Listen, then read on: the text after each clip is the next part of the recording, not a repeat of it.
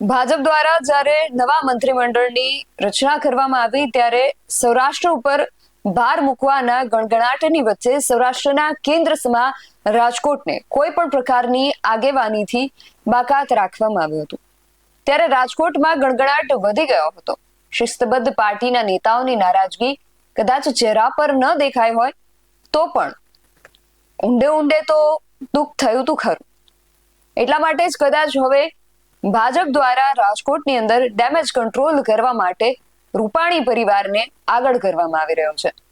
શું છે સમગ્ર વિગત જાણીએ આ અહેવાલમાં। જય હિન્દ PSI TV ન્યૂઝ પર આપની સાથે હું છું નિધિ ગઢવી। તાજેતરમાં રાજકોટ શહેર ભાજપના નવા હોદ્દેદારોની નિમણૂક જે છે એને જાહેર કરવામાં આવી છે। કુલ 70 કારોબારી સભ્યો 18 વોર્ડ પ્રભારી નીમવામાં આવ્યા છે। 3 મહામંત્રીને ઝોન વાઇઝ જવાબદારી જે છે એ સોંપવામાં આવી છે। શહેર ભાજપ પ્રમુખ ડોક્ટર માધવ દવે દ્વારા યાદી જાહેર કરવામાં આવી હતી, પણ આ યાદીમાં નોંધનીય બાબત એ છે કે સ્વર્ગીય વિજય રૂપાણીના ધર્મપત્નીનો કારોબારી સભ્યમાં સમાવેશ કરવામાં આવ્યો છે। અંજલિબેન રૂપાણીને વોર્ડ નંબર 10 ના કારોબારી સભ્ય બનાવવામાં આવ્યા છે। સ્થાનિક સ્વરાજ્યની ચૂંટણી પહેલા ભાજપ દ્વારા જિલ્લા અને મહાનગરપાલિકાના જે પ્રભારીઓ છે એમની નિમણૂક જે છે જાહેર કરી દેવામાં આવી છે। રાજ્યભરના વિવિધ જિલ્લાઓમાં નવા પ્રભારીઓને જવાબદારી સોંપી દેવામાં આવી છે। સુરત, વડોદરા, રાજકોટ, ભાવનગર આ બધા મહાનગરો જે છે ત્યાં નિમણૂકો કરી દેવામાં આવી છે। સંગઠનને મજબૂત બનાવવાના માટે જિલ્લા સ્તરે આ જવાબદારીઓની વહેંચણી જે છે કરવામાં આવી છે ને પ્રદેશ ભાજપના 4 મહામંત્રીઓને મહાનગરોના પ્રભારી બનાવવામાં આવ્યા છે। એ 4 કોણ? સુરત શહેર માટે પ્રશાંત કોરાટ, જ્યારે વડોદરા શહેર માટે હિતેન્દ્રસિંહ ચૌહાણને પ્રભારીની જવાબદારી આપી છે, જ્યારે અમદાવાદ શહેરના અજય બ્રહ્મભટ્ટ અને રાજકોટમાં અનિરુદ્ધ દવેને પ્રભારીની જવાબદારી સોંપવામાં આવી છે।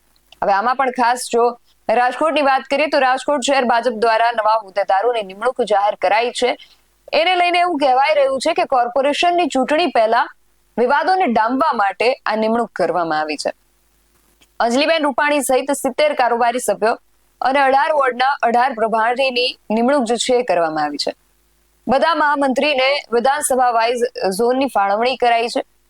ભાજપનો આંતરિક વિવાદ જે છે એને ડામવા માટે આ કવાયત શરૂ કરાયો હોય તેવું સ્પષ્ટ દેખાઈ રહ્યું છે।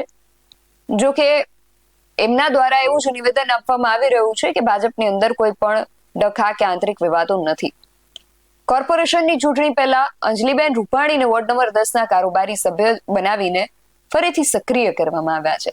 આટલું જ નહીં, પણ રૂપાણી જૂથના અંજલિબેન સહિતના અન્ય પણ કેટલાક દિગ્ગજો જે છે એ ફરી સક્રિય થવાના છે।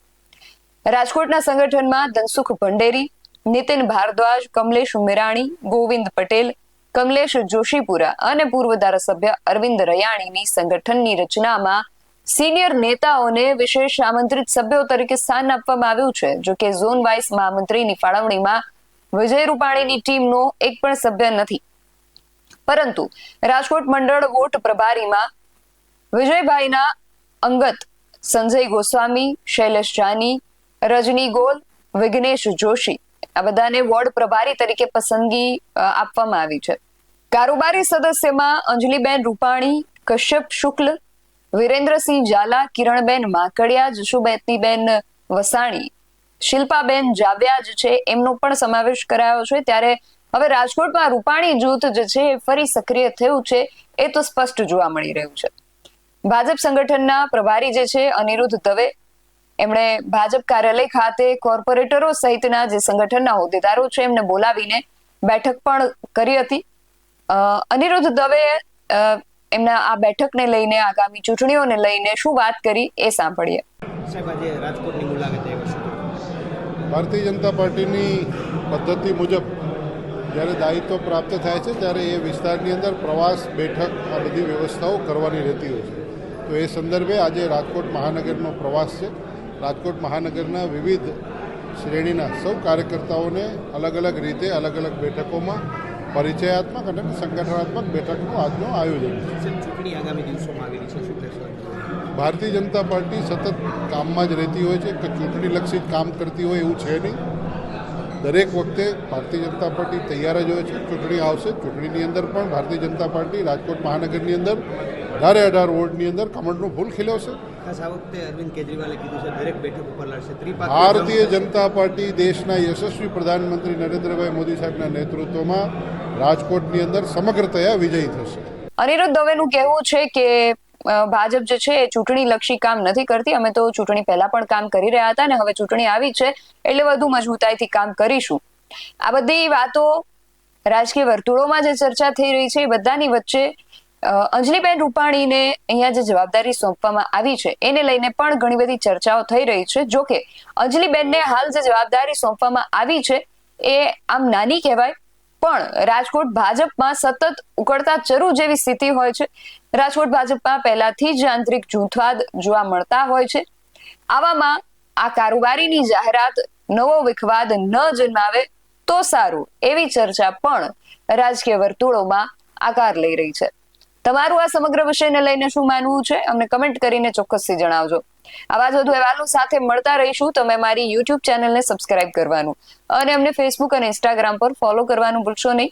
બાકી અવનવી અપડેટ્સ માટે આપ જોતા રહો BSI TV ન્યૂઝ. નમસ્કાર.